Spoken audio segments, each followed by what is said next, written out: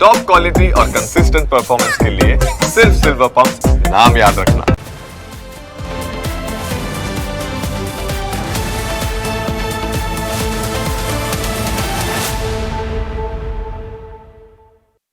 बात હવે અન્ય એક મુદ્દા વિશે।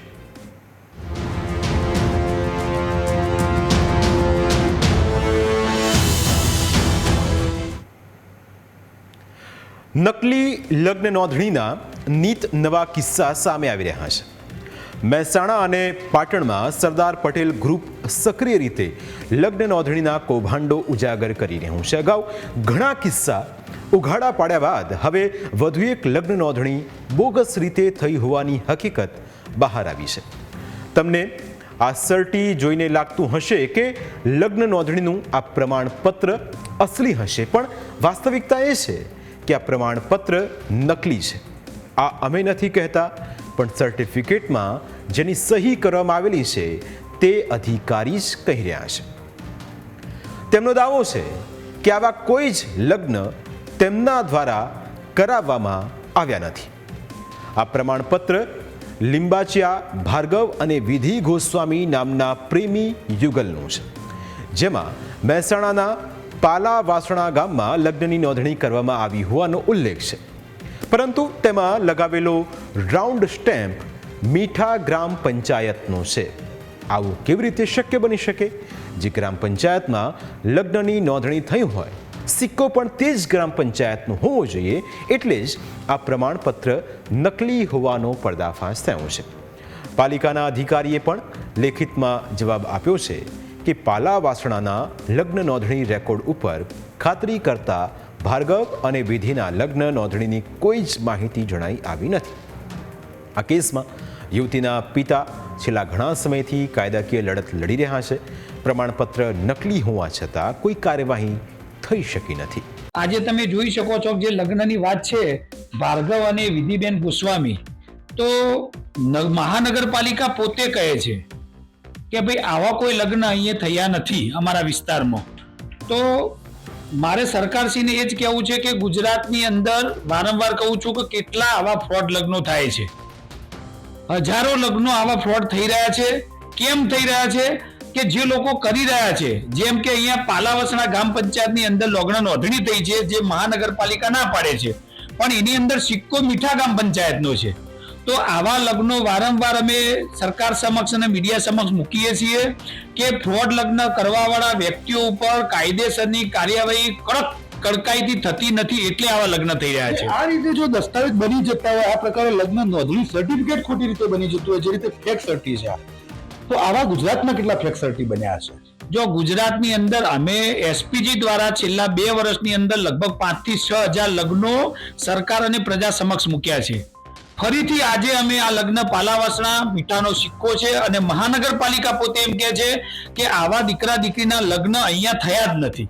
એટલે તમે વિચારો કે ગુજરાતની અંદર અમારા એસપીજીના ધ્યાનમાં જો આટલા ફ્રોડ લગ્ન આવતા હોય તો સરકાર પાસે 162 ધારાસભ્યો છે, 30 વર્ષની સરકાર છે, સરકાર પાસે તંત્ર કાયદો બધું સરકાર પાસે છે, તો એ ધારે તો આ બધું પકડી શકે છે। અને જેટલા પણ ખોટા આમાં ખોટા સહી સિક્કા કરવા વાળા કોક તો હશે ને, અને મા બાપનું અને અમારા બધા એસપીજીના મિત્રોનું એવું કહેવું છે કે આ બેનનું પણ એવું કહેવું છે કે અમારી સહી જ નથી।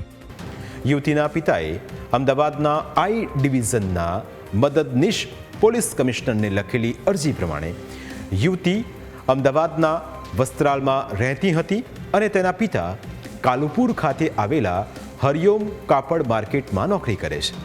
તેમને 2 સંતાન છે, જેમાં 23 વર્ષની દીકરી વિધિ ગોસ્વામી અને 22 વર્ષનો દીકરો નિખિલ સામેલ છે। યુવતીના પિતાનું કહેવું છે કે એમકોમ સુધી અભ્યાસ કર્યા બાદ વિધિ યોગની વિવિધ સ્પર્ધાઓમાં ભાગ લેવા માટે જતી હતી। તારીખ 25 જાન્યુઆરી 2025ના રોજ પણ વિધિએ યોગ સ્પર્ધામાં જવાનું કહેતા તેના પિતા સવારે 7 વાગે વિધિને નિરાંત મેટ્રો સ્ટેશને મૂકી ગયા હતા। ત્યારબાદ પોતે પણ નોકરી માટે રવાના થયા હતા। સામાન્ય રીતે દર વખતે યોગ સ્પર્ધા પૂરી થયા બાદ બપોરે 2 થી 3 વાગે દીકરી કોલ કરતી હતી, પરંતુ આ વખતે કોલ ન આવતા પિતાએ દીકરીને ફોન કર્યો, પરંતુ દીકરીનો ફોન સ્વિચ ઓફ આવતો હતો। તેમણે ચાંદખેડામાં રહેતી વિધિની બહેનપણીને કોલ કરતા તેણે જણાવ્યું કે વિધિ અહીં આવી નથી, જેથી તેમણે 25 જાન્યુઆરીના રોજ રામોલ પોલીસ સ્ટેશનમાં જાણવાજોગ અરજી લખાવી હતી.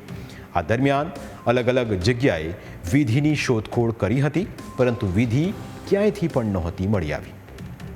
આ દરમિયાન તારીખ 3 ફેબ્રુઆરી 2025ના રોજ મહેસાણાના મહિલા પોલીસ સ્ટેશનમાંથી કોલ આવ્યો હતો અને ત્યાંથી જણાવવામાં આવ્યું હતું કે તેમની દીકરી વિધિએ મહેસાણાના ભાર્ગવ લિંબાચિયા સાથે કોર્ટ મેરેજ કર્યા છે, જેથી તમે મહેસાણા આવી જાઓ. ફોન પરની વાતચીત પૂરી થતાં જ માતા પિતા મહેસાણા પહોંચ્યા, જ્યાં તેમને ભાર્ગવ અને વિધિના લગ્નનું મેરેજ સર્ટિફિકેટ આપવામાં આવ્યું હતું, જેમાં લગ્ન પાલાવાસણામાં દર્શાવાયા હતા અને સિક્કો મીઠા ગ્રામ પંચાયતનો મારવામાં આવ્યો હતો, જેને પગલે પિતાએ આ લગ્નને બોગસ ગણાવીને ભાર્ગવ ઉપર ખોટી રીતે લલચાવી ફૂસલાવીને લગ્ન કરવાનો આરોપ મૂક્યો હતો. હાલ તો આ લગ્નની નોંધણી બોગસ હોવાનું સામે આવ્યું છે, પરંતુ આખા પ્રકરણમાં શું નવો વળાંક આવશે તેના પર સૌ કોઈની નજર છે.